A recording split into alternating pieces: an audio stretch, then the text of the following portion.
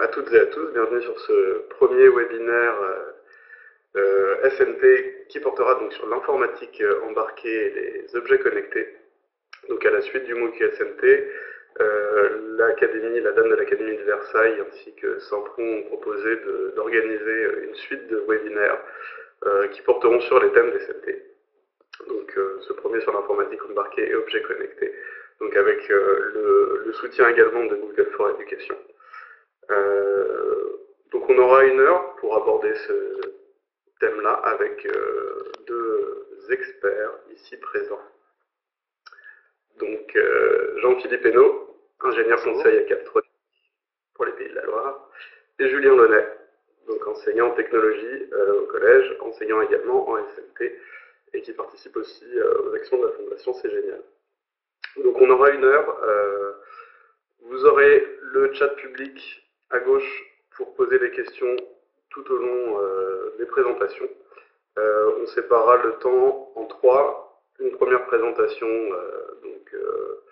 par Jean-Philippe, suivie de celle de Julien, et on prendra les questions à la fin, donc je stockerai les questions et je les représenterai à la fin de la présentation pour que vous puissiez les voir, et on aura environ 15 minutes pour pouvoir y répondre. Donc n'hésitez pas à les poser tout au long de la présentation, je les stockerai et je vous les remettrai à la fin. Je vous propose de commencer tout de suite avec la présentation de Jean-Philippe.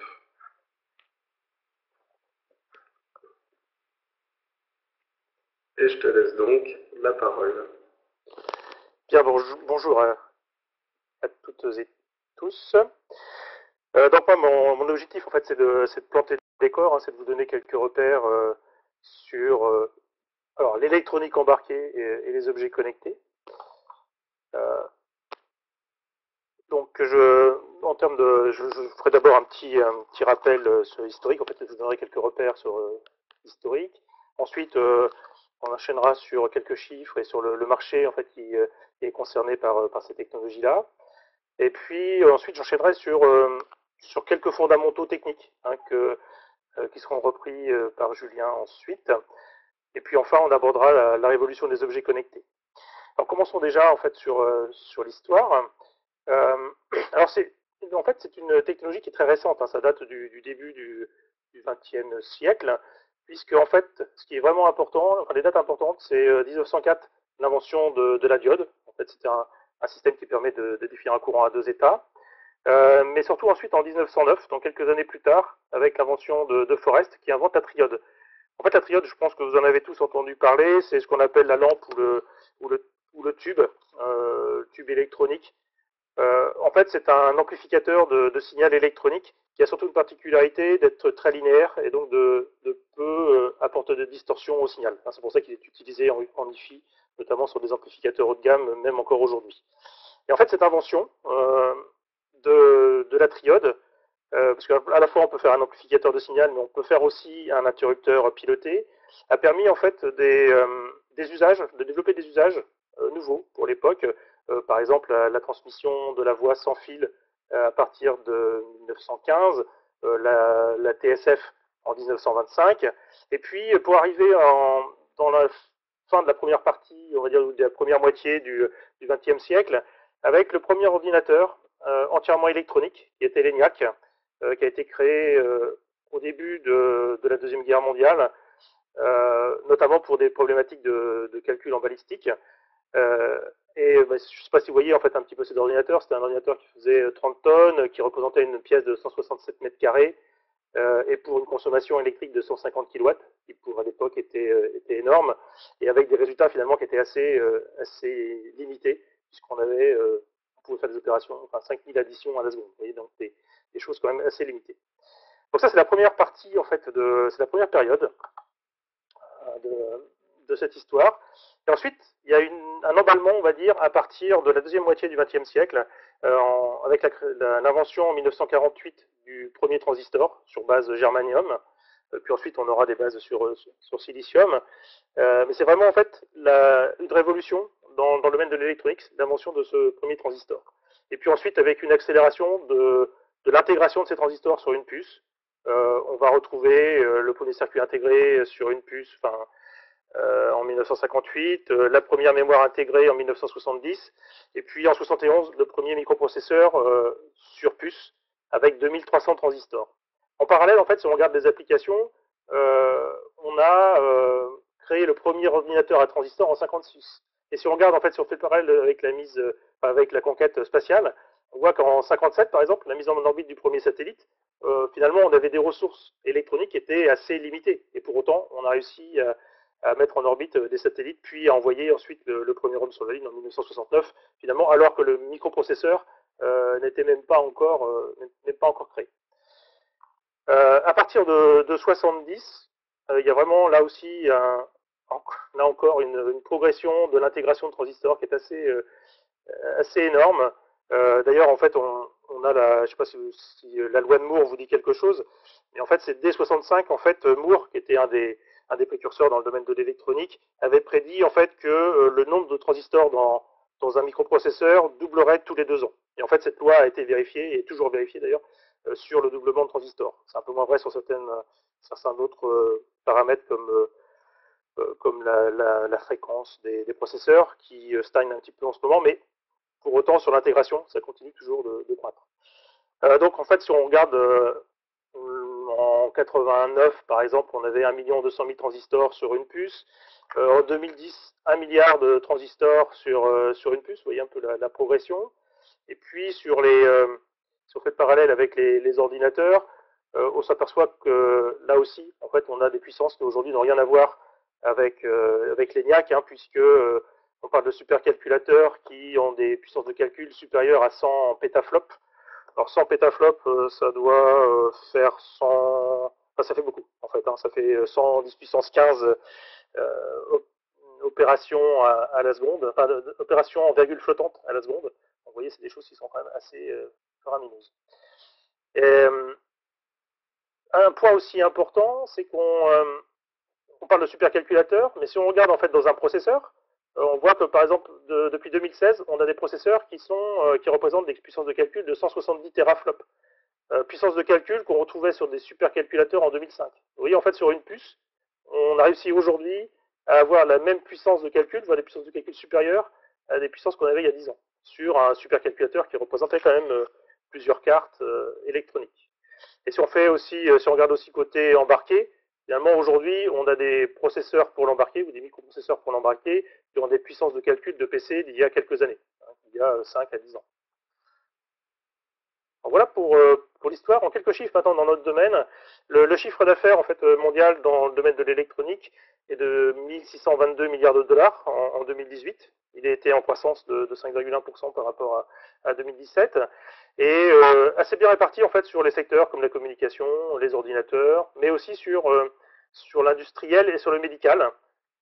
Et sur les produits automobiles. Et d'ailleurs, en fait, si on regarde un peu les potentiels de croissance de ces deux domaines-là, c'est les deux domaines qui représentent le potentiel de croissance les plus importants sur la période 2017-2021. Et ça, je trouve ça intéressant parce que c'est deux domaines en fait où l'Europe et notamment la France, on est bien positionné, à la fois côté études, mais aussi côté fabrication de systèmes électroniques. Donc, ça nous laisse en fait entrevoir des perspectives d'avenir intéressantes. Si on regarde maintenant, si on fait un focus sur la filière électronique française, on estime que, sur ces différentes sources, c'est compliqué de différentes sources, mais on estime qu'il y a 1100 entreprises en France dans le domaine de l'électronique qui représentent 150 000 emplois directs dans cette filière. On peut ajouter d'ailleurs on peut ajouter 75 000 emplois supplémentaires dans des filières utilisatrices d'électronique comme l'automobile, le ferroviaire, l'aéronautique, le grand Schneider, enfin sur l'électronique un peu plus grand public. C'est une filière qui représente un chiffre d'affaires de 15 milliards d'euros pour la France. Moi, ce qui me semble aussi intéressant à votre niveau, c'est aussi la population qui est représentée dans ces entreprises, puisqu'il y a plus de 60% qui sont des ingénieurs et des techniciens supérieurs, et avec un potentiel d'embauche d'ici 1 à 2 ans, qui est de plus de 18 000 postes par an pour ces ingénieurs et techniciens. Donc on voit en fait qu'il y a des débouchés encore aujourd'hui dans nos structures. Il faut sortir des visions apocalyptiques qu'on avait en fait il y a quelques années, qui étaient liées en fait à l'électronique grand public, qui aujourd'hui en fait n'est plus tellement présente dans les entreprises en Europe, mais il y a de nombreux débouchés, et on y reviendra tout à l'heure, en fait, sur d'autres marchés aujourd'hui que l'électronique grand public. Un signe aussi qui est assez intéressant par rapport à notre filière, c'est la présence des entreprises au CES de Las Vegas. Le CES, en fait, c'est le Consumer Electronic Show. C'est un des grands salons de l'électronique grand public qui se déroule tous les ans à Las Vegas. Et sur le 2019, il y avait 420 entreprises françaises qui étaient présentes à ce salon et plus de 380 startups françaises qui étaient également présentes. On était en fait la deuxième délégation étrangère après la Chine. Donc vous voyez, en fait, ça montre aussi le dynamisme de notre filière, y compris à l'international. Alors, les marchés concernés par notre filière, ils sont de différentes natures. C'est bien sûr l'électroménager, c'est tout ce qui concerne la mobilité, hein, avec l'aéronautique, la navale, le ferroviaire, l'automobile, on en parlait tout à l'heure, et l'automobile électrique, hein, qui présente de futurs débouchés intéressants. Et puis c'est aussi la mobilité plus light, en fait, avec les trottinettes électriques, vélos électriques. C'est aussi le machinisme agricole, qui est assez bien représenté en France, le militaire, le spatial, l'industrie aussi, avec la robotique, les automates programmables qui vont piloter les machines, la santé, hein, qui est comme on le disait tout à l'heure, qui est un marché à fort potentiel de croissance, avec de belles réalisations en France, notamment aussi dans les objets connectés, hein, puisqu'il y a de plus en plus d'objets connectés qui, en fait, qui ont attrait à la santé. Et puis, justement, les objets connectés, hein, dont on parlera tout à l'heure, qui représentent aussi un potentiel d'activité important. Alors, un système électrique embarqué, c'est quoi? C'est un système qui va interagir avec un système physique à piloter ou à contrôler.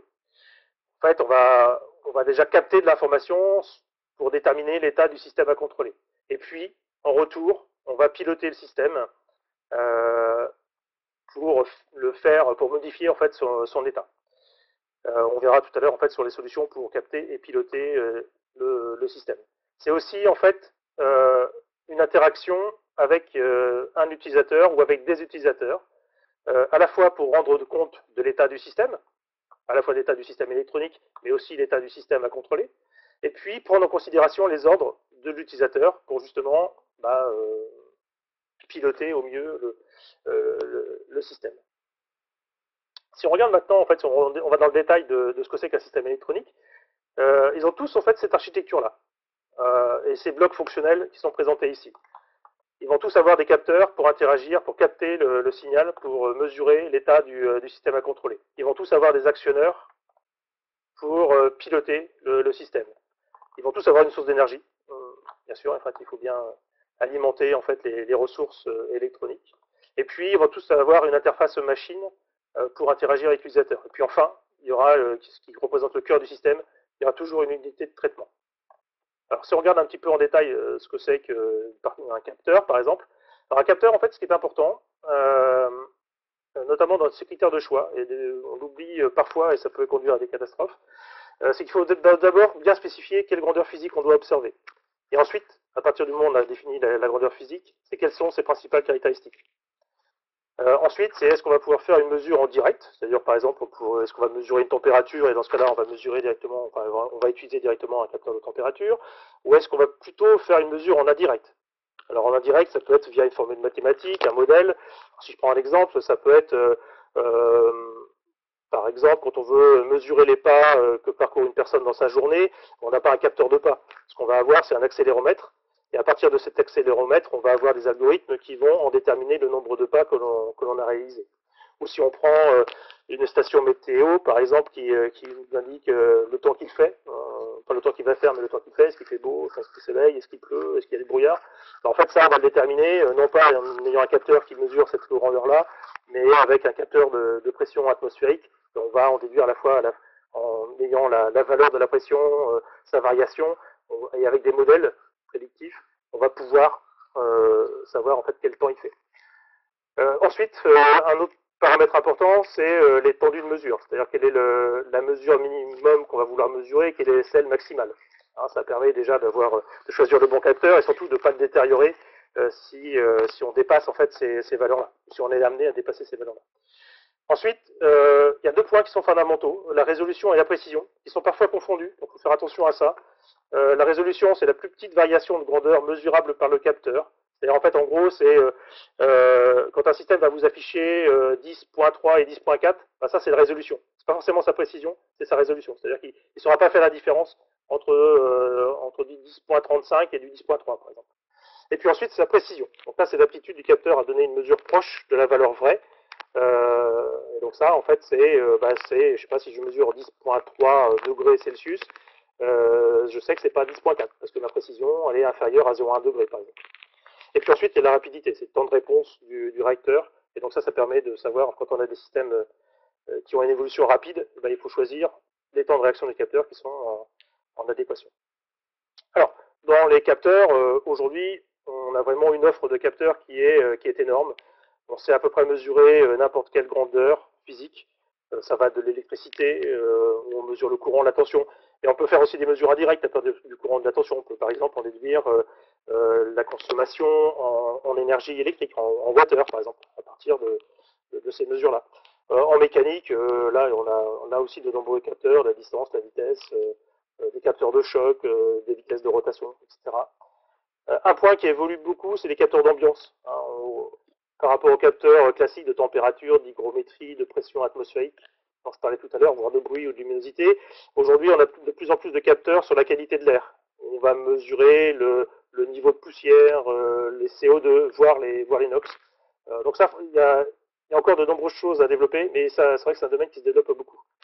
Et puis, il y a bien d'autres domaines, notamment dans la santé, où on peut faire de la mesure de la pulsation cardiaque, avoir des ECG embarqués, voir des capteurs de taux d'oxygène dans le sang, de SPO2, qui tiennent en fait sur des puces miniatures et qu'on peut intégrer dans des bracelets, voilà, qui vont vous donner un certain nombre de paramètres physiologiques. Donc voilà pour les capteurs. Ensuite, on a les actionneurs. Donc là, comme tout à l'heure, comme je vous disais tout à l'heure, les actionneurs, l'objectif, c'est d'agir sur le système. Donc différents types d'actionneurs, des lampes, des capteurs, des actionneurs électromagnétiques, des haut-parleurs, qui sont d'ailleurs des actionneurs électromagnétiques, des résistances chauffantes, des électrovannes,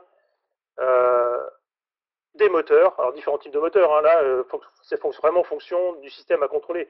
Ce micromoteur-là, vous voyez, en fait, il n'aura forcément pas la même puissance que ce moteur de laminoir qui doit faire plusieurs mégawatts. Au centre, là, c'était un capteur pour des véhicules électriques qui fait une soixantaine de kilowatts. Et puis enfin, on peut aussi aller vers des moteurs qui, c'est pas la rotation qui nous intéresse, mais c'est des moteurs linéaires, où en fait on va avoir un déplacement linéaire d'un point de vue mécanique. Donc je vais passer vite sur les interfaces machines. Là aussi, l'objectif c'est d'interagir avec l'utilisateur, comme je disais tout à l'heure. Donc ça va des LED, des voyants lumineux qu'on trouve tous sur les box par exemple, pour indiquer l'état d'un système en tout ou rien, où on peut faire clignoter ces LED. C'est des afficheurs à 7 segments qui sont des afficheurs à base de LED. Chaque segment est composé de LED. Des écrans alphanumériques, des écrans graphiques, de différentes technologies, monochrome ou couleur. Ensuite, pour interagir avec le système, pour envoyer des informations, on a les simples interrupteurs ou les poussoirs. Mais on peut aussi avoir des claviers, différentes technologies de claviers, claviers souples, claviers plats, des claviers tactiles, notamment là c'est un écran OLED qui intègre aussi des fonctions tactiles. Un mixte entre différentes technologies, à la fois des écrans, des LED, des boutons. Vous voyez, en fait, on peut mêler un petit peu tout en fonction de l'usage du produit. Ensuite, comme je disais tout à l'heure, le cœur du système, c'est l'unité de traitement. Et cette unité de traitement, dans l'embarqué, elle est constituée par un microcontrôleur qui peut être, enfin, ils ont à peu près tous cette architecture qui est présentée ici. Alors, le microcontrôleur, c'est quoi? C'est d'abord un cœur. En fait, le cœur, c'est vraiment, comme son nom l'indique, le cœur du système qui va gérer en fait les instructions qu'on lui transmet, qui va exécuter le logiciel et qui va piloter en fait l'équipement. Mais pour fonctionner, en fait, ce cœur, il a besoin de différentes ressources. Il a besoin d'une horloge qui va cadencer en fait l'avancement des instructions. il a besoin d'une mémoire programme, qui est souvent une mémoire flash. Aujourd'hui, en fait, c'est la mémoire flash, c'est des technologies qui sont utilisées dans les clés USB où vous allez stocker vos fichiers. Dans cette mémoire flash, on va à la fois stocker le logiciel, enfin le logiciel qu'on doit exécuter, on va stocker des paramètres du programme, on va éventuellement s'en servir comme disque dur pour stocker des données qu'on voudra utiliser plus tard. On va avoir aussi de la mémoire volatile qu'on appelle la RAM, dans laquelle sont données les données, enfin les paramètres temporaire de l'exécution du programme. Et puis, ce qui est caractéristique de l'embarqué, on va retrouver des ressources périphériques. On va retrouver des entrées-sorties, ce qu'on appelle digitales, donc des entrées-sorties numériques, en fait, si vous voulez. On va retrouver des entrées-sorties analogiques, où on va pouvoir aller les lire via des convertisseurs analogiques digitaux, des ports d'entrée-sortie, des ports de communication aussi, pour pouvoir échanger avec l'environnement. Donc là, les ports de communication qui sont en bas. Et puis, enfin, pour que tous ces périphériques échangent avec la mémoire, avec le cœur, des bus de données internes qui vont permettre d'échanger les données entre ces différents blocs. Un point essentiel, c'est le logiciel, mais on y reviendra tout à l'heure avec la présentation de Julien, donc je ne vais pas pesantir sur cette partie-là. Et tout ça, en fait, va tenir dans l'unité de traitement et sur un composant qui, là, en l'occurrence, qui fait 4 mm sur 4, qui est un 24 broches, sachant qu'on peut trouver plus petit si on diminue le nombre d'entrées-sorties. Mais aujourd'hui, on a des composants qui tiennent sur 1 ou 2 mm carrés. Ensuite, un autre point important, c'est que pour que tout ça fonctionne, il faut une source d'énergie. Source d'énergie qui peut être de différentes sources. Ça peut être issu du secteur, de l'alimentation sur le secteur électrique, sur le 230 volts AC chez nous. Ça peut être aussi sur des batteries, sur des piles non rechargeables, ce qu'on appelle les sources primaires, ou ça peut être sur des batteries rechargeables, donc secondaires, de différents facteurs de forme. Ça peut être des piles un peu comme ça peut être des piles bâtons, ça peut être ici en fait c'est une batterie pour véhicule électrique qui fait quand même une petite surface, voire sur des micro-batteries, là pour des ressources, pour des besoins en énergie qui sont faibles, et on peut très bien se dire que si on a un objet où on a besoin d'émettre une seule fois, par exemple, dans la vie de l'objet, ce type de ressources, ce type d'énergie, de source d'énergie peut suffire. Il y a une autre possibilité en fait pour alimenter le système, c'est ce qu'on appelle le energy harvesting, c'est-à-dire la récupération d'énergie ambiante, où on va récupérer l'énergie qu'on en a autour de l'objet, autour du système électronique. On connaît tous le solaire. Ici, c'est une cellule photovoltaïque souple qui est présentée. Ça peut être la récupération du mouvement. Par exemple, ici, c'est un amortisseur pour véhicule qui va récupérer le mouvement de la caisse. Et on va récupérer de l'énergie pour alimenter des calculateurs sur le véhicule. Ça peut être récupérer le mouvement de l'utilisateur dans le sport, mais aussi c'est utilisé par exemple sur les montres pour récupérer le mouvement du poignet et alimenter comme cela la montre, ou alimenter une partie de la montre. Ça peut être aussi récupéré sur de l'éolien. Alors là, pour la petite histoire, en fait, ce système-là a été développé, enfin au moins, ou a été imaginé, parce que je ne suis pas certain qu'il était réellement mis au point, a été imaginé pour alimenter de l'électronique qui était portée par des bovins. Et en fait, ça venait s'implanter dans le naseau du bovin. Bon, je ne suis pas sûr que ça ait vraiment vu le jour. Ensuite, on peut récupérer de l'énergie lorsqu'on a une différence de température, lorsqu'on a de l'énergie électromagnétique. Il y a des travaux en fait sur la récupération de l'énergie issue des bornes Wi-Fi, du GSM, etc. Donc c'est l'idée de récupérer l'énergie électromagnétique ambiante.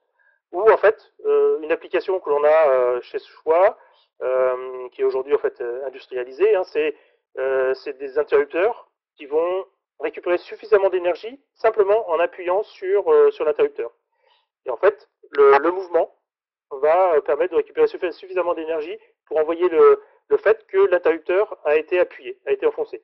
Et donc comme ça, on va pouvoir déclencher un éclairage, la fermeture d'un volet roulant, etc. Alors, je vous parlais tout à l'heure en fait des objets connectés, c'est vraiment une révolution apportée des dernières années. Donc si je reprends en fait mon unité de traitement, je vais rajouter une nouvelle fonctionnalité qui est la fonction de communication. Et cette fonction de communication, elle va nous permettre en fait d'assurer un certain nombre de nouvelles fonctions Je ne sais pas, Sébastien, tu peux réduire le slide, s'il te plaît. Donc ça nous permet, merci, ça nous permet d'apporter de nouvelles fonctions. En fait, si vous voulez, un objet tout à l'heure électronique classique, en fait, finalement, il va pouvoir interagir avec son environnement proche. Avec la solution des objets connectés, je vais pouvoir élargir mon périmètre de fonctionnement. Je vais pouvoir aller toucher des utilisateurs qui sont distants de mon objet. Pour pouvoir, donc je vais pouvoir émettre et recevoir de l'information. Je vais pouvoir piloter mon système à distance, mais je vais pouvoir aussi partager de l'information avec une communauté d'utilisateurs. C'est ce que je retrouve ici. Et ça, c'est vraiment important de l'objet connecté. Il y a cette définition, moi, qui me plaît assez bien d'un objet connecté. C'est un équipement qui permet à son utilisateur de recevoir un service à valeur ajoutée. C'est important, ça veut dire qu'en fait, avec la connexion, on va pouvoir apporter de nouveaux services qu'on ne pouvait pas faire quand l'objet ne communiquait pas. Et surtout, en fait, on va pouvoir aller au-delà de l'objet lui-même. Ce qu'on disait tout à l'heure, aller sur un champ lointain, finalement, à l'objet. Je vais passer assez rapidement, sachant qu'il y a différentes structures en fait, d'objets connectés. Ça va du système simple où finalement on était plutôt dans ce qui existait depuis une dizaine d'années sur le machine-to-machine, où je communiquais entre un objet et un ordinateur. Maintenant, je communique entre un objet et un smartphone, un équipement mobile au travers du cloud. Mais je peux aussi avoir adressé de multiples écrans. Et puis enfin, en fait, ce qui m'intéresse vraiment, c'est de pouvoir avoir un système d'objets, c'est-à-dire avoir une architecture où les objets vont communiquer entre eux et vont pouvoir échanger de l'information vers des serveurs, vers du multi-écran. Et ça, c'est vraiment ce type 4 là qui est vraiment très très intéressant dans les objets connectés. Une plateforme IoT, enfin plutôt une architecture IoT, ça a toujours cette architecture-là. C'est en fait des objets qui sont au plus proche en fait des systèmes physiques à piloter, des systèmes de communication qui vont permettre de remonter les données vers des plateformes IoT qui, elles, vont collecter l'information, l'archiver, mais aussi la traiter et la mettre à disposition des différents usagers et des différents terminaux des usagers.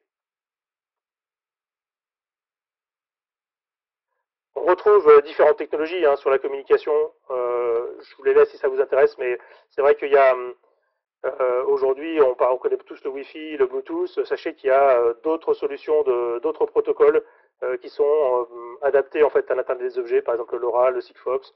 Demain la 5G, où on aura à la fois des solutions pour avoir des débits de communication élevés, pour du broadcast d'images par exemple ou de vidéos, mais aussi en fait des solutions, des protocoles dans la 5G qui seront spécifiques aux objets connectés, avec des débits faibles mais des consommations aussi optimisées, ce qui est un point vraiment important.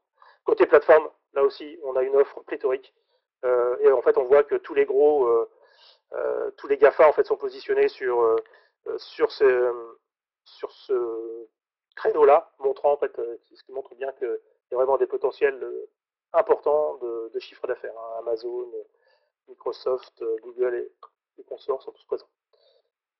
Autre point important, c'est le traitement des données, qui va se faire tout au long de la chaîne de communication, aussi bien embarqué dans le capteur que dans les passerelles, ce qu'on appelle le edge computing, et dans les serveurs.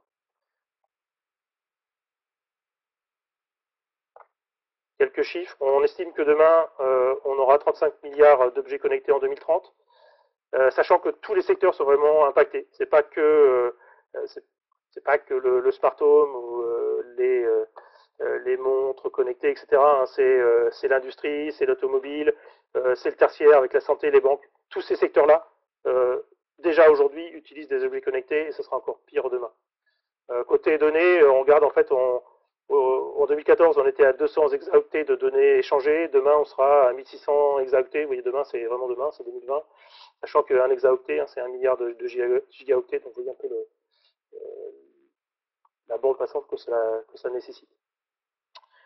Côté marché, on estime que en 2025, en fait, le marché de l'Internet des objets représentera 1100 milliards de dollars de chiffre d'affaires, sachant que, vous voyez, en fait, le chiffre d'affaires n'est pas lié à la connectivité, il n'est pas lié aux opérateurs de télécom, c'est 5% de ce marché-là.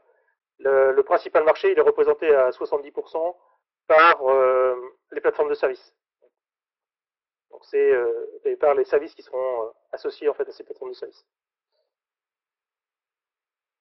Un autre point, ce qu'on voit, c'est que ces marchés vont être tirés, enfin sont aujourd'hui tirés par la Smart City, mais demain en fait, ils devraient être tirés à la fois par les véhicules connectés, hein, les véhicules autonomes, mais surtout en fait, et moi ce qui m'intéresse fortement, parce qu'en fait, c'est vraiment un marché qui est représenté en Europe et en France, c'est ce qu'on appelle l'industriel Internet of Things, l'IIoT, et qui à la fois représente un pourcentage de revenus important, mais en plus un potentiel de croissance aussi important sur les prochaines années.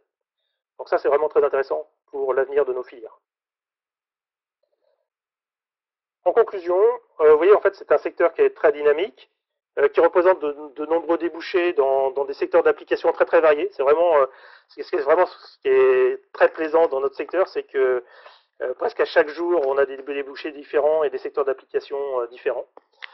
D'un point de vue des technologies, il y a de nombreuses solutions qui existent aujourd'hui, mais il y a encore de beaux challenges à atteindre, notamment du côté de l'autonomie énergétique. Hein. On sait qu'il faut encore faire des progrès de ce côté-là. Côté capteur aussi, il y a encore même si je disais qu'il y a de nombreuses solutions, il y a quand même encore des capteurs à développer, à miniaturiser, dont il faut aussi diminuer la consommation. Du côté des réseaux de communication, même s'il y a pléthore de solutions aujourd'hui, je pense qu'il y a encore des progrès à faire sur les couvertures, notamment entre le indoor dans les bâtiments et l'outdoor, et donc de pouvoir faire aussi de pouvoir faire des passerelles entre les deux.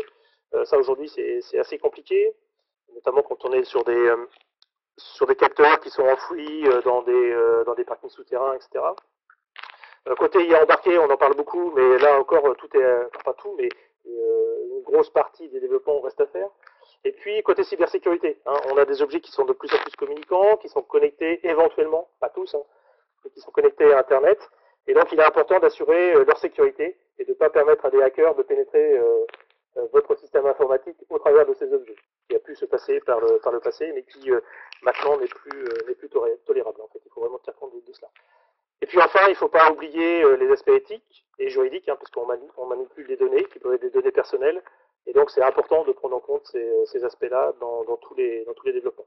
Autre point que je rajouterais aussi, c'est sur lesquels en fait il y a encore de beaux challenges, c'est sur les aspects recyclage et valorisation en fin de vie des systèmes électroniques. Là aussi, où il faut sortir du broyage des cartes pour aller vers enfin de la valorisation des équipements électroniques.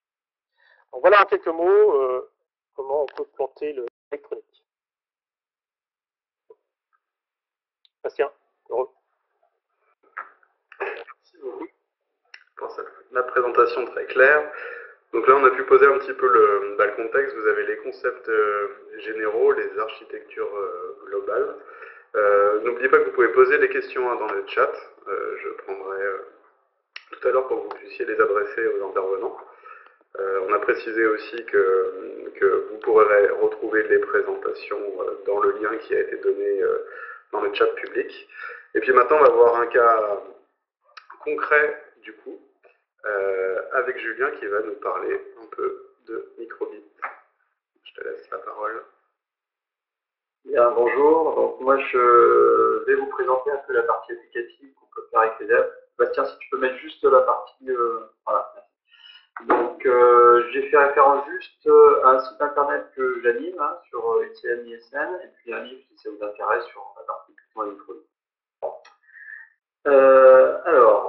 Moi je vais vous présenter essentiellement la partie pédagogique. Alors, je vais me concentrer essentiellement sur la partie du BO au niveau des compétences sur la commande d'un actionneur, acquisition des données et d'un capteur. Donc en fait, comment est-ce qu'avec des élèves, on va pouvoir mettre en œuvre un peu toute la partie théorique qui a été vue précédemment pour essayer de montrer et de mettre en application les choses, parce que c'est pas faire évidemment un truc théorique. Hein, il faut essayer de faire de l'applicatif et puis montrer aux élèves un petit peu comment ça peut fonctionner et puis essayer de mettre en œuvre justement un système et un système avec l'informatique embarquée et ensuite passer sur la partie éventuellement objet connecté après.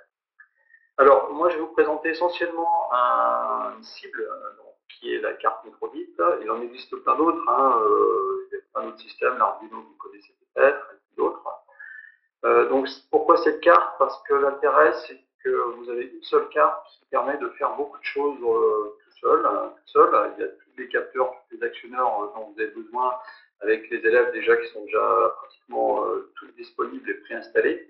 Donc vraiment très pratique, il suffit de connecter et puis on peut programmer très simplement cette carte. Donc là, pour ça, c'est relativement simple.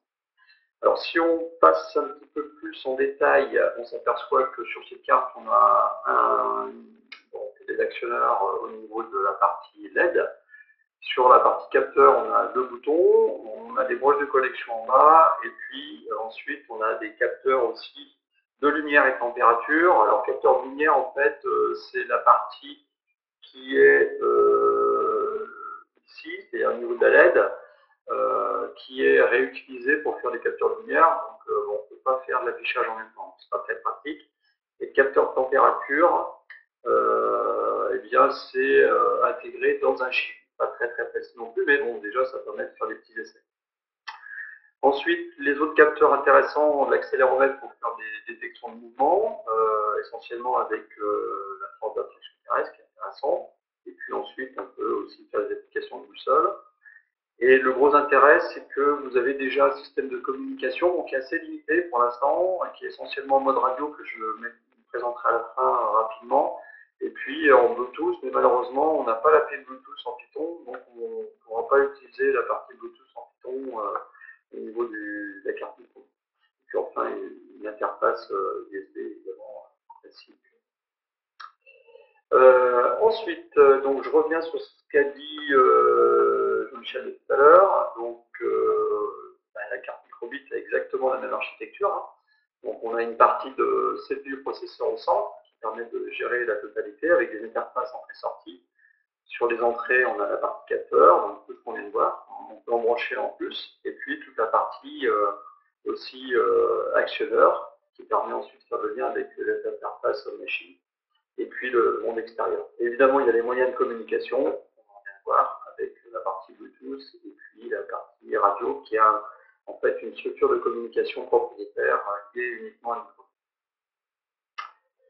Alors, bon, vous l'avez dit tout à l'heure, hein, le capteur, c'est pour récupérer de l'information de l'environnement et l'actionneur, c'est pour pouvoir interagir aussi.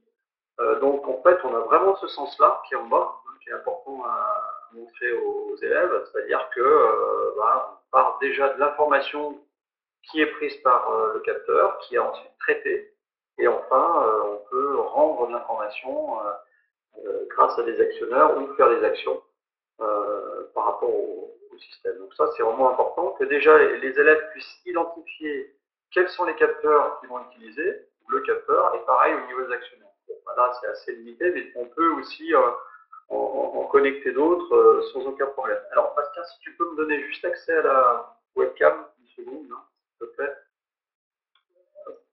Voilà. Ok. Donc, il existe aussi une petite carte, je ne sais pas si vous voyez, voilà, qui permet de connecter la carte microbit et d'avoir accès en fait à plusieurs connecteurs qui permettent de brancher ensuite des capteurs. Par exemple, là j'ai un petit capteur qui est un capteur de lumière. Voilà, j'ai un petit capteur de lumière que je vous montrerai tout à l'heure. Donc ça permet en fait de connecter plein de capteurs actionneurs complémentaires qui ne sont pas présents au niveau de la carte microbit et qui est relativement pratique. Ok, tu peux rebasculer, Bastien, s'il te plaît. Merci. Ok, voilà, donc là, c'est déjà au niveau de la problématique, déjà bien identifier quels sont les capteurs et les actionneurs. Moi, ce que je donne aux élèves, en général, c'est la carte microbit que j'ai indiquée avec les capteurs actionneurs qui doivent identifier et entourer pour pouvoir savoir exactement de quoi est-ce qu'ils ont besoin. Alors moi, je vais vous présenter une petite application très simple qui permet de compter les passagers dans un avion. Bon, c'est des systèmes qui existent. Alors, moi, ce que je vais vous présenter dans un premier temps, c'est la partie plus comment est-ce qu'on fait, puis ensuite la partie plus pédagogique après. On va essayer de différencier les deux. Donc, sur la partie de la conception de ce compteur de passagers d'un avion, donc chose assez classique quand vous avez pris l'avion, hein, les personnes steward ou hôtesse de l'air ont besoin de vérifier. Donc, elle compte. Donc, on peut imaginer fabriquer ce même type de système qui pourrait ensuite communiquer cette information de nombre de passagers directement en live par exemple au pilote, hein, pourquoi pas, pour qu'il y ait une vérification qui soit faite en direct. Ça pourrait être aussi, j'allais dire, une extension que je ne présenterai pas aujourd'hui, mais qui pourrait être faite sans aucun problème. Alors, pour faire cette application, en fait, il va falloir avoir une démarche qui va être une démarche que vous avez peut-être vue dans le vidéo, où on va d'abord identifier les différentes données dont on a besoin. Donc ça, c'est vraiment qu'est-ce qu'on a besoin comme information au départ. Ensuite, ces informations, on va les traiter grâce à des algorithmes. Alors, cette partie-là est pour moi quasiment la plus difficile pour les élèves. Pourquoi? Parce qu'il faut vraiment qu'ils puissent essayer d'imaginer quels sont les traitements à faire réaliser au niveau des données. Et ça, c'est pas la partie la plus simple. Et je vous remontrerai un petit peu comment faire ce type d'algorithme. Donc la partie algorithme, on verra que effectivement, c'est vraiment comment est-ce que les instructions vont pouvoir s'enchaîner. Et enfin, une fois qu'on a décrit cet algorithme de différentes façons, c'était là tout à l'heure, donc là j'ai présenté juste une partie graphique, on verra qu'on peut le présenter différemment, en particulier en mode textuel. Et ensuite, on va traduire ça dans un langage de programmation, qui là, ça sera le langage Python. Donc ce langage Python, en fait, ça va être nouveau pour les élèves. Pourquoi? Parce que c'est des élèves de seconde qui viennent de collège, qui ont été habitués à programmer en blocky, et là qui vont passer sur du langage textuel. Et qui dit langage textuel dit évidemment erreur de syntaxe, de faute de frappe, de grammaire, etc. Donc ça va leur demander quand même un niveau de rigueur qui va être supérieur et qui va obliger aussi pédagogiquement à prendre en compte cette contrainte qui est vraiment importante parce que il faudra éviter justement au maximum que les élèves fassent ces erreurs-là. Donc pour ça, il existe justement ce qu'on appelle une interface de développement pour pouvoir programmer, qui va nous aider et qui va permettre d'éviter ces erreurs. C'est ce qu'on appelle l'autocomplétion, je vous montrerai tout à l'heure, à l'aide d'une interface de développement qui s'appelle. Et puis enfin, une fois que le programme est prêt, eh bien, on le met dans la cible, on le téléverse dans la cible, et à ce moment-là, la cible peut fonctionner. Donc, si je reviens sur mon objet que je vous propose identifier au niveau du compteur, on va utiliser évidemment comme actionneur la partie des LED, qui sont ici, et puis enfin les boutons dont on pourra utiliser le A et le B, puisqu'il y a deux boutons. Donc ça, c'est l'identification déjà au niveau des entrées et des sorties. Alors, ensuite, ce qui est intéressant aussi, c'est de faire noter ça, alors peut-être dans un tableau, à montrer quelles sont les informations d'entrée et les informations de sortie qu'ils ont besoin. Et puis enfin, pourquoi pas de leur montrer à l'aide d'un petit diagramme, qu'on appelle un diagramme de bloc interne, pour voir où passent ces informations, le flux d'informations, à travers le système, où là on a le bouton poussoir qui vient envoyer un signal. Bon là, ce signal est logique puisqu'il n'a que deux états, à un microcontrôleur dans lequel on va avoir le programme. Et enfin, l'actionneur qui est l'afficheur. Ça permet d'avoir une vue assez globale du système et pouvoir bien identifier un petit peu ces systèmes. Et puis enfin, ce qui est très important dans ce diagramme, c'est d'indiquer où sont connectés éventuellement les différents capteurs et actionneurs sur le système. Alors, je ne l'ai pas montré tout à l'heure, mais en fait, il y a ce qu'on appelle des petites prises. Sur ces prises, il y a des numéros. Donc là, on peut demander aux élèves de noter ici le numéro du système, de l'entrée du capteur, par exemple. Et puis ça peut être pareil aussi au niveau de la sortie. Quel est le numéro de la prise en sortie? Donc ça permet d'avoir déjà des choses assez fixes. On verra tout à l'heure, on en a absolument besoin dans la partie programmation. Alors, avant de se lancer, enfin, ça c'est une présentation possible, il n'y a pas que ça, bien évidemment, mais l'intérêt de présenter ce qu'on appelle un diagramme d'activité, c'est au niveau justement de la création de ce fameux algorithme. Comment est-ce qu'on va enchaîner des instructions, comment est-ce qu'on va traiter l'information. On peut le présenter sous forme graphique avec ce qu'on appelle un diagramme d'activité. Donc ici, on a des flèches qu'il faut suivre et qui permettent de comprendre comment va fonctionner le programme. Donc par exemple ici, on va voir qu'on va d'abord lire l'état du capteur, on va mémoriser. Ensuite, en fonction de l'état du capteur, s'il est appuyé, on fait quelque chose. Là, on va ajouter tout simplement à la variable nombre de passagers 1, on va incrémenter de 1 et on va mémoriser cette variable, et ensuite on va afficher cette variable. Et ensuite on revient et on reteste le bouton. Et s'il n'est pas appuyé, à ce moment-là on revient. Donc ça permet de visualiser intellectuellement le fonctionnement de ce que l'on veut faire dans un premier temps. Ce qui n'est pas très facile pour les élèves, ce qui n'est pas évident. Ensuite, on peut le traduire sous forme d'algorithme texte classique, mais là je trouve un petit peu plus compliqué parce que les élèves ont du mal à imaginer par où passe l'information. Donc là, on a évidemment toujours notre variable qu'on va initialiser d'abord à 0. Ensuite, on fait une boucle infinie, hein, c'est à peu près. On vient mémoriser l'état du bouton. On teste si le bouton est appuyé, et puis on incrémente de 1 et on affiche. En fait, c'est exactement la même chose que ce qu'on vient de voir ici, sauf que c'est en mode textuel. Mais l'élève doit comprendre que lorsqu'il est là, eh bien, il faut qu'il remonte à cette étape-là. Et souvent, ce n'est pas évident pour eux. Ou pareil, ici, de savoir ce que c'est qu'un test de condition. Si l'état est vrai, à ce moment-là, on fait ça, sinon, on fait rien du tout. Voilà. Alors que sur la partie graphique, c'est peut-être un petit peu plus bizarre. Donc après, les deux me paraissent intéressants. Ensuite, une fois que la partie algorithmique est faite, réfléchie, donc pédagogiquement, ça peut être une partie de l'algorithme à modifier ou un complet. Par exemple, ce que je donne, je remonte tout à l'heure, mais il y a des parties que je donne, mais dans le mauvais ordre, ils doivent le remettre dans l'ordre, ça permet de commencer. Ou faire le pendant entre le mode Blockly et puis le mode aussi, le mode algorithmique, hein, pour faire le lien avec Scratch, qui sont déjà vus précédemment. Alors là, ça va être la nouveauté, c'est se dire maintenant comment est-ce que je vais programmer tout ça. Alors, je vais passer sous silence tous les détails parce qu'en une demi-heure, ça va être compliqué de le faire. Je vais supposer que les structures algorithmiques sont connues en Python. Par contre, ce qui n'est pas connu pour les élèves, c'est la partie ce qu'on appelle API, c'est-à-dire les codes spéciaux en Python pour interagir avec la machine, à la fois sur les capteurs et les électroniques. Ça, c'est des commandes particulières. Donc pour les connaître, il y a des sites internet qui les donnent et qui permettent de connaître ces informations.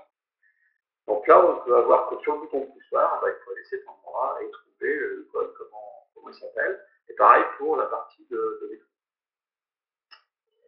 Ensuite, sur le programme Python, eh bien, on va pouvoir avoir ce type de programme. Alors, je vais vous montrer directement sur la partie du programme nu. Hein, je vais vous montrer un petit peu comment ça fonctionne. Donc là, en fait, on a le pendant entre l'algorithme qu'on vient de voir tout à l'heure et puis la traduction, justement, en Python, où il faut identifier les différentes structures. Donc là, une structure de boucle, justement, bornée, on a ici un test de condition, et il faut traduire ça, justement, dans le langage Python, en utilisant à la fois les structures algorithmiques et les API particulières. L'API particulière, c'est avec quoi? C'est comment est-ce que je fais pour afficher, par exemple, le nombre de passagers. Ça, je ne sais pas faire. Je sais utiliser ça, puisque ça, c'est une variable. Ça, c'est vu en cours. Voilà. Et puis, ensuite, l'affectation des variables, test de condition, par contre, ça, ils ne savent pas faire. Donc là, effectivement, il faut leur donner des solutions à travers soit des documents que vous faites, soit leur apprendre au fur et à mesure à aller chercher l'information. Donc là, ce qu'on va voir, c'est un tout petit peu comment est-ce que le programme ici est fait. Donc, c'est pas extrêmement compliqué. Donc, dans un premier temps, ici, on vient chercher tous les petits programmes pour faire fonctionner la carte microbit. Ensuite, on initialise la variable G0, c'est ce qu'on a vu tout à l'heure. Ensuite, on fait une boucle infinie. On vient ici tester le bouton poussoir grâce, je l'ai dit tout à l'heure, à une API particulière pour tester le bouton. Hein. Donc ça ne s'invente pas. Il faut aller chercher dans la documentation. Ça, c'est marqué. Donc là, est-ce que le bouton a été pressé? Was press, c'est-à-dire a été pressé.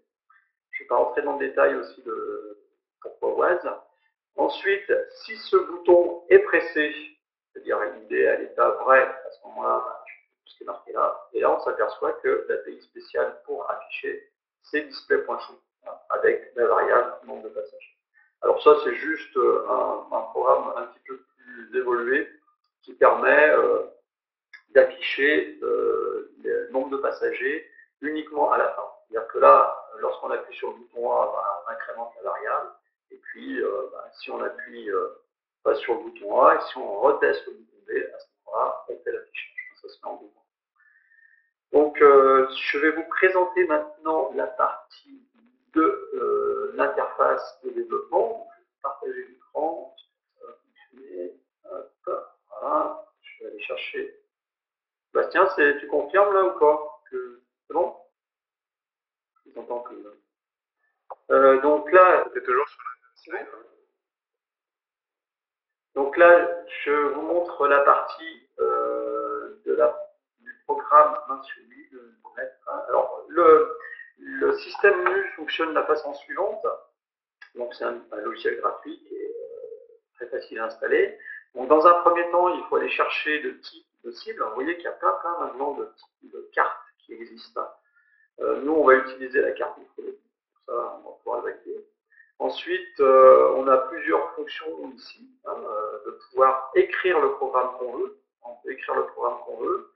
Ensuite, ici, on peut aller charger un programme, l'enregistrer. On peut flasher. Flasher, c'est mettre le programme dans la carte microbit. Donc, le programme va être mis à l'intérieur de la carte microbit. Alors, c'est vraiment l'interpréteur Python qui est dans la carte microbit, contrairement pour l'instant au système Arduino qui fonctionne en communication. Je pense que ça va venir.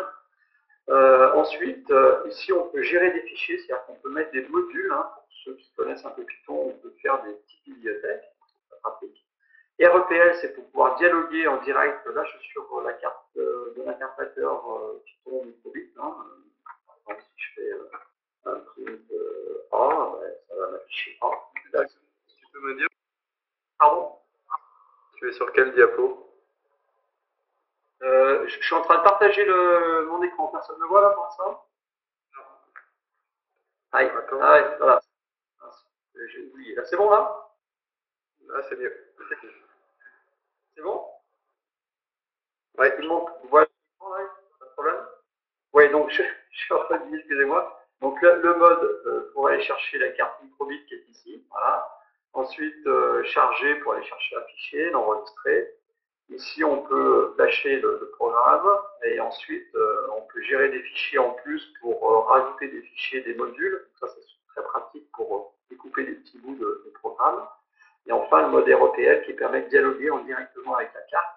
Donc là, je suis en fait sur l'interpréteur Python direct. Donc là, si je tape directement une commande en Python, par exemple, là, ça m'affiche. Ça permet de tester des petites choses très simples. Donc c'est un vrai interpréteur qui est directement sur la carte.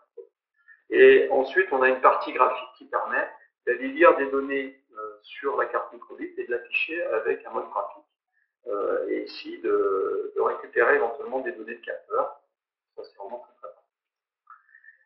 Voilà, donc ça, c'est la partie de l'interface MU qui permet de réaliser ça très simplement. Alors, je vais revenir maintenant à la partie. Voilà.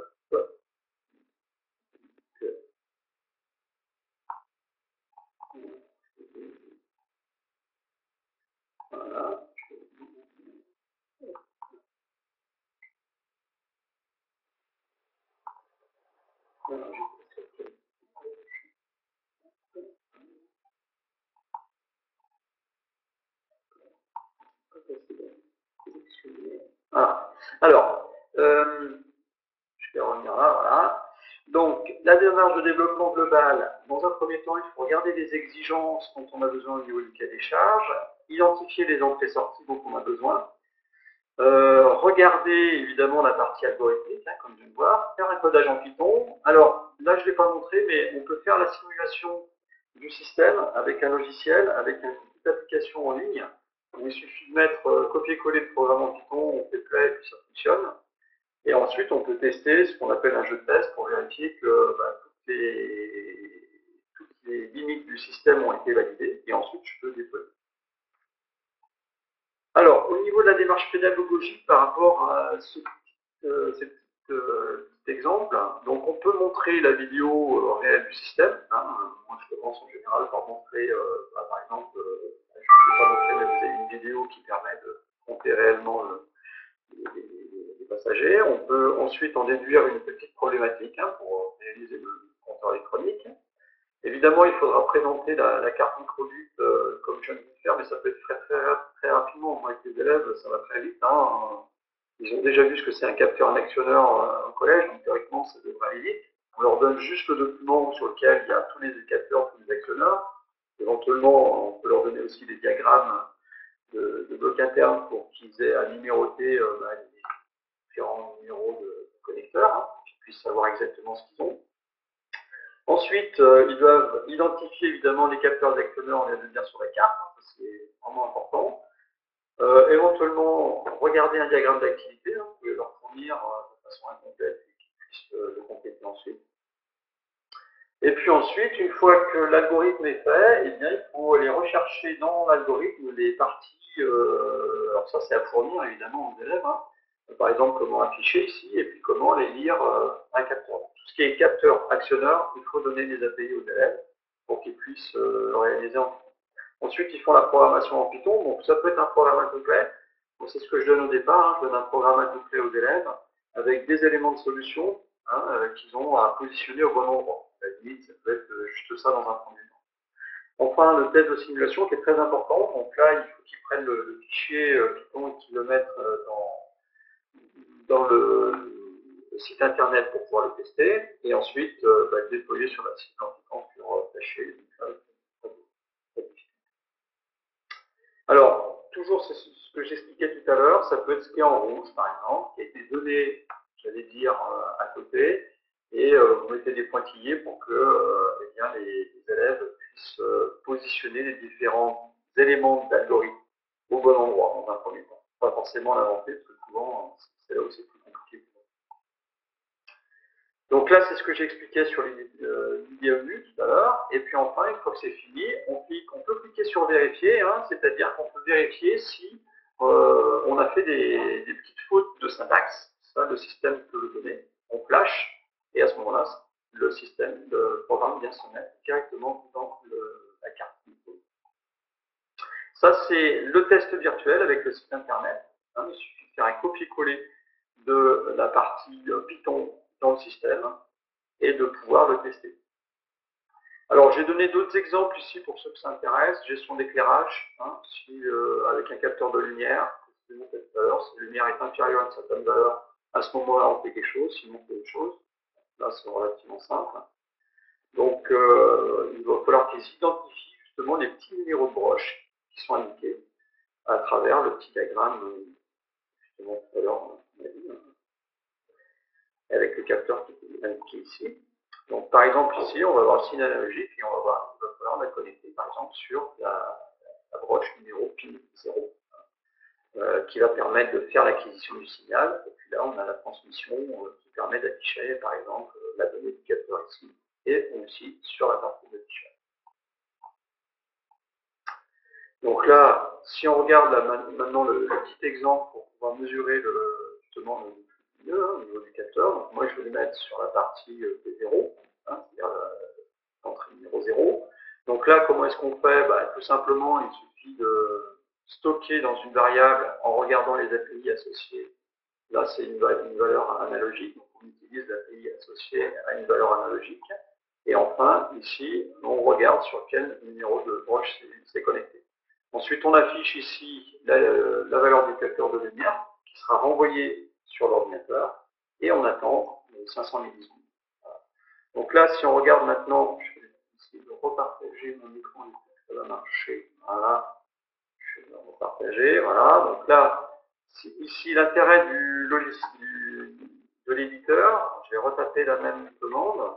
Donc là, si je clique sur lumière, le gros intérêt, c'est dès que je clique sur quelque chose, ça nous donne automatiquement, par autocomplétion, des informations complémentaires. Vous voyez là, ça évite aux élèves de faire des erreurs. Ensuite, je fais point, hop, il me propose tout un tas de méthodes. Moi, je tape le R comme read, hop, et il va me trouver exactement ce que je veux. Donc, ça permet d'aller très rapidement sur la programmation pour éviter des erreurs. Donc là, on a une petite fonction qui permet de renvoyer la valeur de capteur de lumière. Et là, une boucle infinie où on vient simplement afficher la valeur du capteur de lumière en permanence. Donc là, on va faire un test.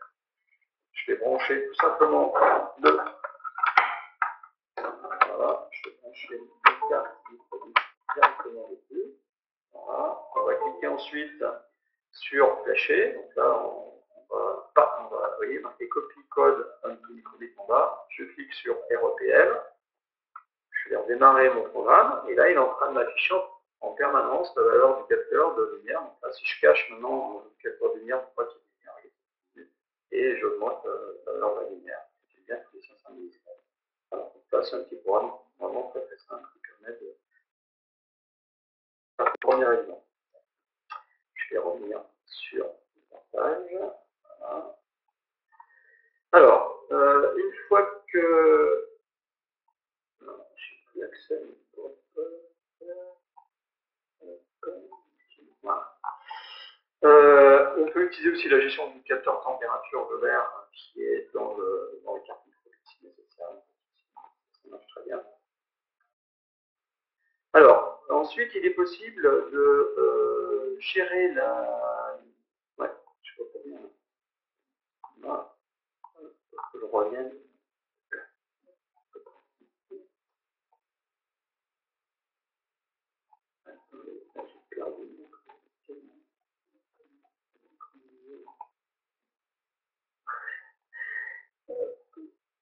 Je reviens en arrière.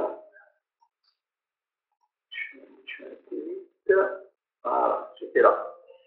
Alors, les ressources en Python, on les trouve sur ce site que je vous ai donné tout à l'heure. Donc, ici, si on regarde, c'est microbit.température, c'est bien marqué dans la documentation, donc il n'y a pas vraiment de grosses difficultés de lecture. Alors, je vais vous montrer maintenant une dernière chose avant d'arrêter, c'est le fait de pouvoir échanger des informations entre deux cartes pour faire un mini réseau. Donc là, c'est une lampe connectée. Si j'appuie sur A, ça s'allume. Si j'appuie sur B, ça s'éteint. Voilà. Alors, je vais aller un petit peu vite. Je suis désolé parce que je vois que le temps a vraiment tourné vite. On a besoin de créer ce qu'on appelle un groupe. C'est un ensemble de cartes qui sont dans le même groupe, qui vont pouvoir dialoguer. Donc, on définit comme on veut. Ensuite, on va définir un niveau de protocole, des règles communes. On va définir une source et un destinataire. Et ensuite, on va pouvoir envoyer des codes justement entre ces deux cartes pour pouvoir communiquer. Donc là, on va créer le groupe numéro 1. Si on appuie sur A, alors on va envoyer A, ça c'est le niveau de l'émetteur. Si on appuie sur B, alors on va envoyer le code.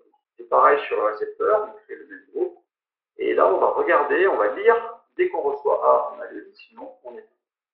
Donc au niveau des différents API, elles sont ici en détail, je vais passer un peu rapidement là-dessus. Ça c'est pour pouvoir afficher tout simplement au niveau de la LED le pavé complet. Là c'est pour pouvoir lire une donnée, là c'est pour pouvoir envoyer une donnée, ça c'est pour activer la radio, et là c'est pour conduire. Voilà, donc avec ça on est capable relativement simplement, au niveau du programme, de faire ce petit programme-là. Vous voyez, c'est relativement simple, je mets sur Run. Si le bouton appuyé, j'envoie A, sinon j'envoie B. Et là, au niveau du récepteur, je définis une image pour pouvoir allumer ce que je veux au niveau de l'écran. Et pareil, je mémorise la donnée reçue, je vérifie avec un test de condition si c'est A, j'allume, sinon si c'est B, je n'ai pas. Alors, je vais pouvoir vous montrer. Si tu peux montrer juste la webcam, s'il te plaît, merci. Voilà. Donc ça, c'est mon récepteur. Hop, là j'ai mon récepteur ici. Là, j'ai mon émetteur. Voilà. Donc, je vais appuyer sur un petit bouton sur l'émetteur. Voilà. Ça ne marche pas. Donc, je vais allumer. Si j'appuie sur mon émetteur, il est ici. Là, j'appuie. Et là, si j'appuie sur le côté, ça s'éteint. J'appuie sur On et j'appuie sur Off. Voilà. Donc, ça me permet ici de pouvoir tester le système de radio entre les deux. Et de pouvoir commencer à initier un petit système de programmation sur du réseau. Voilà, présenter très rapidement, je suis désolé, c'est un peu vite, un petit peu une application concrète sur microbit et puis la programmation Python en SCP. Bastien, à toi. Super, merci. Bon, ben voilà, je pense qu'on a eu un... Là, vous avez eu un cas pratique avec Microbit après les concepts que vous a donné Jean-Philippe. Alors, n'hésitez pas encore, vous avez un peu de temps encore pour poser des questions. Là, vous avez été super clair, puisque apparemment tout est limpide pour tout le monde. Je vous redonne quelques petites infos générales. Donc les hashtags sur lesquels vous pouvez retrouver quelques infos et puis suivre aussi, parce qu'il y a souvent des petites choses qui sont diffusées sur des actions, sur des modules qui peuvent être intéressants. Pareil sur ClassCode, hein, il y a le MOOC SNT forcément, mais il y a aussi sur le site de ClassCode les ressources qui sont à la carte. Donc sur la page d'accueil, vous avez les ressources à la carte et vous pouvez choisir. Il y a des choses qui sont en lien avec ce qu'on vient de voir aujourd'hui et qui peuvent être présentées sous forme de fiches d'activité avec l'ensemble guidé. Peut-être intervenir, Bastien, dernière petite chose pédagogique. Alors, moi, ce que j'utilise au niveau de la carte microbit, c'est une carte par ordinateur. Donc, j'ai des binômes, j'ai 38 élèves. Bon, j'ai la chance d'avoir un poste à peu près pour deux, hein, j'ai 18 postes. Et l'intérêt, c'est qu'il suffit de brancher et voilà, il n'y a pas de grosse manipulation à brancher, débrancher tout un tas de choses. Déjà, juste sur la carte microbit et un câble USB, ça suffit déjà très très amplement. C'est relativement simple à mettre en œuvre dans un premier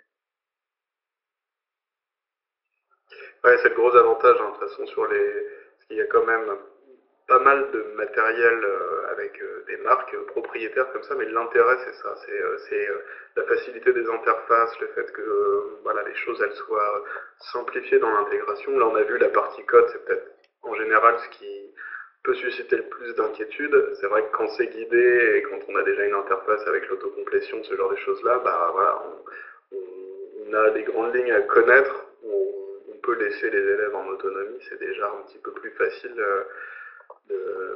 d'être déjà dans une interface qui est relativement fermée et sécurisée, ça permet d'avancer. Ouais, parce que c'était une des questions qu'on peut poser. Il y a l'autre manière de faire, c'est effectivement d'assembler ces capteurs soi-même et puis de les connecter différemment, de choisir voilà, quel type de données on veut récupérer, on veut prendre, et puis après d'assembler le tout soi-même et de faire le même processus à chaque fois avec effectivement cette architecture qui, elle, change pas.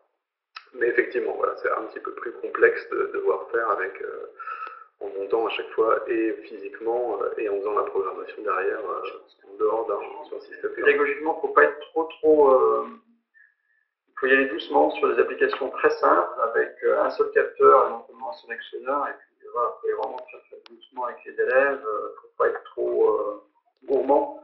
Il faut être assez humble. Et puis pas hésiter, à mon avis, à commencer avec juste de la modification ou comme j'ai proposé déjà des bouts de code déjà tout faits, où ils n'ont plus qu'à copier-coller. Moi, c'est ce que je commence sur la partie éventuellement réseau social, où je fais que des actions, il n'y a aucune structure algorithmique. Là, il faut savoir que la partie informatique, impartie et puis objet connecté, moi, je l'intègre plutôt à la fin ou au milieu, mais c'est vrai que ça demande quand même d'avoir, vous l'avez vu, des connaissances sur les structures algorithmiques, sur la partie réseau, donc web et puis la partie internet. À mon avis, c'est intéressant de le voir un petit peu avant, ou peut-être aussi ça peut être un support pédagogique, parce qu'on peut utiliser ce petit système pour faire la partie web et internet, bien évidemment, c'est fortement conseillé. Mais ouais, il faut vraiment y aller très très doucement et faire des petites choses simples, bornées, et puis ne pas hésiter à donner des choses déjà un petit peu pré-mâchées. Ça paraît peut-être même trop simple, mais voilà, il vaut mieux que les élèves puissent tous réussir dans un premier temps, plutôt que partir sur des choses type Fab Lab où voilà, on va les laisser un peu tout seuls. Et là, surtout sur les classes de lycée qui sont en général assez importantes, je pense que c'est plus intéressant d'avoir quelque chose de rassurant au départ, avec des projets simples qui fonctionnent, où on a une vraie démarche, comme j'ai essayé de présenter, plutôt que de présenter une problématique et puis de leur dire allez-y, débrouillez-vous. Il y en a qui vont réussir, ça sera toujours les mêmes, mais ceux qui sont en difficulté, ça sera peut-être un peu plus compliqué pour eux. Donc, les rassurer par rapport à un premier projet simple, borné, où ils vont pouvoir acquérir les différentes compétences, en particulier sur la partie nue. Il faut vraiment qu'ils soient capables de voir ce que c'est que l'autocomplétion, qu'ils puissent apprendre à flasher, tester et avant évidemment bêta-testé, donc je ne vais pas montrer, mais sur le site internet pour tester, ça marche très bien. Alors, on peut cliquer sur les boutons virtuellement, et ça permet de... Voilà.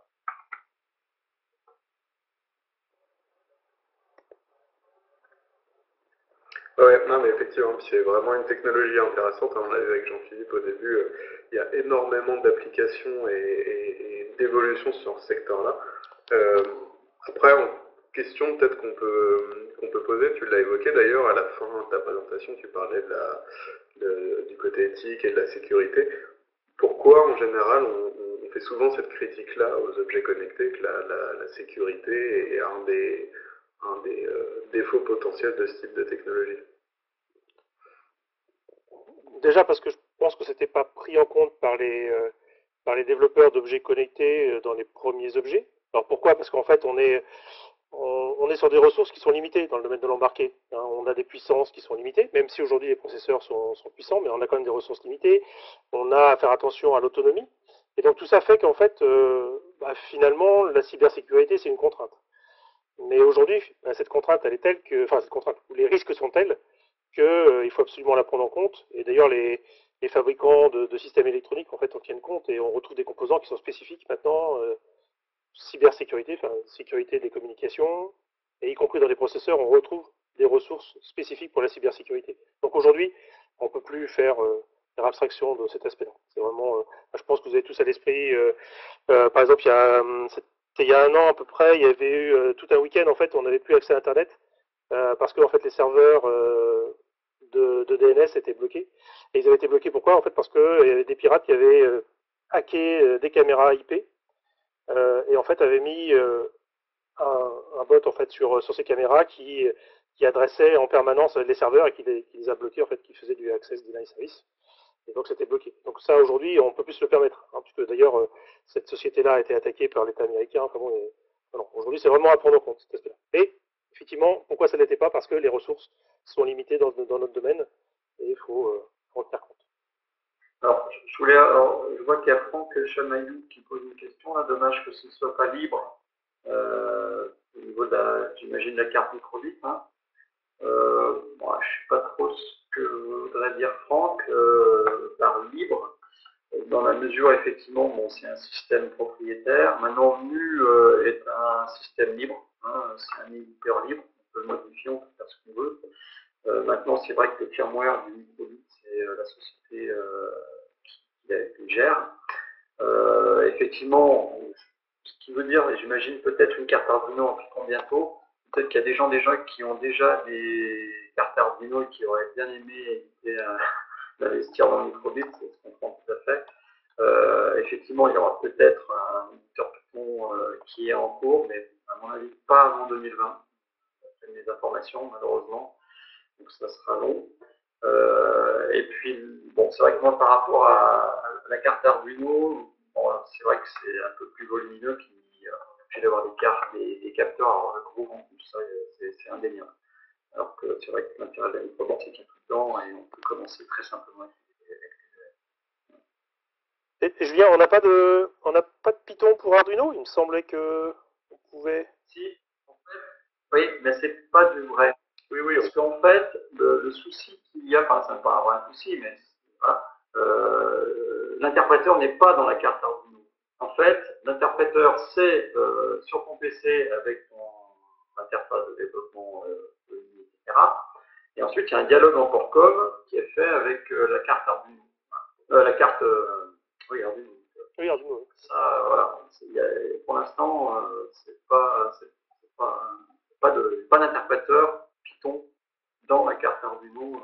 C'est une société qui est en train de le développer, mais bon, pour l'instant, c'est pas opérationnel. Alors que là, l'intérêt, c'est qu'on a des modes qui sont quand même très très pratiques.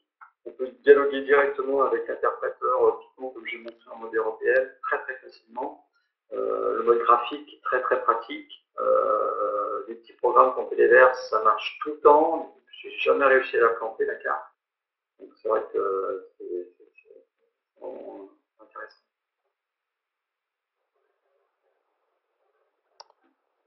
Ouais, c'est l'avantage, hein, c'est comme Scratch d'ailleurs, voilà, le fait de pouvoir voir ce qu'on fait en direct et de tester, c'est vraiment là qu'on voit qu'on gagne du temps, on comprend un petit peu mieux comment ça fonctionne. C'est vrai que c'est l'avantage d'un microbit, comme tu l'as montré, c'est qu'on peut tester, envoyer, faire des tests en direct. Si on doit passer, compiler d'abord, relancer, voilà, c'est clair que quand on a, en fonction du nombre d'élèves, de ce qu'on fait, etc., ça peut être une contrainte supplémentaire. Alors, il y a Philippe qui m'a posé une question sur l'idée de Dakar. Moi, avec l'expérience que j'ai de mes élèves, pour l'instant, je n'ai rien cassé. Maintenant, rien n'empêche de mettre un petit boîtier en imprimante 3D pour protéger aussi la carte. Mais bon, ouais, non, pour l'instant, j'ai vraiment rien cassé. Ça marche encore, donc il n'y a pas de souci. Je voulais faire juste le lien avec les mathématiques et les sciences physiques. Bon, il faut savoir que Python, évidemment, est un enseignement transversal. Bon, c'est pas que ça, hein, la SMT, bien évidemment. Hein. Mais là, pour le coup, sur la partie objet connecté, c'est vrai que c'est sympa de montrer aux élèves qu'on peut le faire avec le système, donc, vraiment dans du concret. Et donc, essayer de voir avec les collègues de mathématiques et de sciences physiques comment ils s'organisent pour faire l'acquisition de différentes notions en Python. Moi, j'ai vu là sur la liste SMT qu'il y a des collègues qui commençaient par faire l'apprentissage du Python de A à Z. Je ne suis pas certain que ce soit vraiment une méthode pédagogique. À mon avis, c'est vraiment prendre les prétextes des différents thèmes pour faire un petit peu de programmation Python, mais pas tout le temps. Moi, j'en fais en particulier sur la partie réseau social, où ils vont modéliser un réseau social avec un programme Python que je leur donne, et ils vont juste à modifier des petites choses, par exemple sur les nœuds, les arêtes, et ça redessine, mais quasiment aucune programmation Python, mais ça permet d'initier. Voilà. Je pense qu'il faut essayer de commencer à utiliser au fur et à mesure, dans les différents thèmes, l'interface de développement et puis éventuellement une cible réelle pour pouvoir au fur et à mesure mettre en marche. Par exemple, là, sur un petit capteur GPS, hein, on peut faire le thème GPS qui est branché aussi sur une carte microbit, ça se fait vraiment relativement facilement. Et ça permet de faire par exemple le décodage des trames NVDA, etc. Relativement très applicative, très concrète. Je pense que c'est important que les élèves puissent voir la partie concrète. Ça me paraît intéressant. C'est ce que permet ce type de cible. Voilà. Alors pour nous, ça c'est important. Hein. C'est surtout de ne pas leur faire peur. Et au contraire, en fait, hein, de leur montrer que dans ce domaine-là, c'est un domaine ludique, il y a plein de choses à faire, et qu'il y a vraiment, ce que je disais tout à l'heure, qu'il faut vraiment qu'ils arrivent vers ces filières-là, hein, parce que c'est un sujet très intéressant à traiter au quotidien. Quoi. Je ne fais pas de publicité, bon, il y en a plein, hein, sur plein de marques. Hein. Sur une petite prise connectée, pareil. Voilà. Donc ça, c'est des petites choses qui peuvent être montrées aux élèves pour montrer la partie réseau, objet connecté. Et là, c'est du vrai concret. Moi, je branche une lampe. J'ai l'application smartphone et hop, ça permet de connecter. Puis ensuite, on va regarder, comme l'a proposé Jean-Philippe tout à l'heure, c'est de pouvoir voir comment ça passe. Et puis là, on s'aperçoit qu'en fait, pour commander une lampe connectée avec mon smartphone, je suis obligé de passer par un cloud, c'est-à-dire des serveurs qui sont très très loin. Voilà. C'est essayer de poser un peu toutes ces problématiques aux élèves d'un point de vue concret. Ça, c'est vraiment très bon. C'est pas obligatoire. Hein. Ouais. Alors, souvent, ça passe les systèmes qui sont proposés, ça passe quasiment tout le temps par du cloud. Espérons qu'il y ait d'autres produits qui existent. Bon, je vous propose qu'on rende l'antenne, comme on dit. Je remets les prochaines interventions, du coup, donc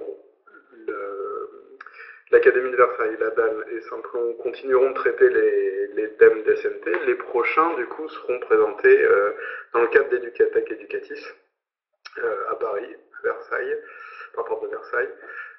Donc l'atelier photo numérique et la localisation carto mobilité, les deux le 21.